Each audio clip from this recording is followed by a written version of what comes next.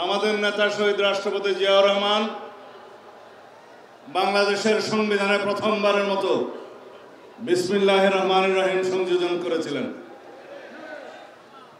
বহাল আছে, অনেকে এটা সরিয়ে দেওয়ার চেষ্টা করেছিল, পারে নাই। কিন্তু যেটা বহাল নাই, রাষ্ট্র পরিচালনার মূলনীতি হিসাবে আমরা যেটা সংযোজন করেছিলাম, শহীদ রাষ্ট্রপতি জিয়াউর রহমান মহান আল্লাহর উপর আস্থা এবং বিশ্বাস সংবিধানের প্রস্তাবনায় ছিল এবং রাষ্ট্র পরিচালনার মূলনীতিতে ছিল।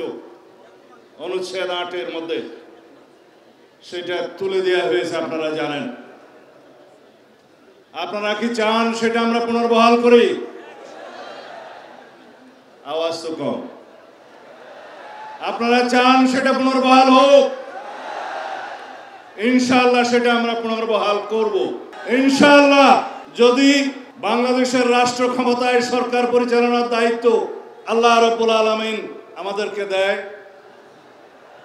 এদেশের জনগণ যদি আমাদেরকে মহব্বত করে দায়িত্ব দেয়, যদি আপনারা সবাই সহযোগিতা করেন, মঞ্চে উপবিষ্ট যারা রাজনৈতিক নেতৃবৃন্দ, পীরে কামেল, হযরত উলামায়ে কেরাম, আমাদের দেশের বুজুর্গানে দিন যারা আমাদেরকে পরিচালিত করেন, সবাই যদি আপনারা সহযোগিতা করেন, একসাথে থাকেন, তাহলে আপনাদের এখানে আজকে যে সমস্ত দাবি দেওয়া আছে, আমরা সকল দাবি দেওয়া এই প্রস্তাবের পক্ষে ইনশাআল্লাহ।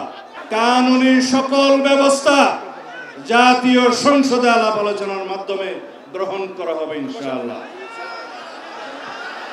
এই জন্য সমগ্র জাতিকে ঐক্যবদ্ধ থাকতে হবে।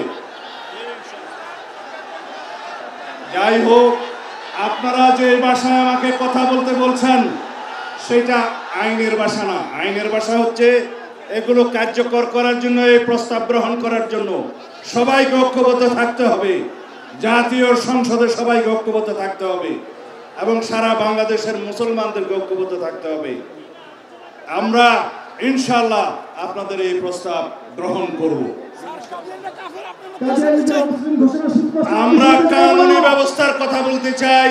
আমি আগেই বলেছি, যারা রাসূলুল্লাহ সাল্লাল্লাহু আলাইহি ওয়াসাল্লামের পক্ষে নয় তারা মুসলমান হতে পারে না।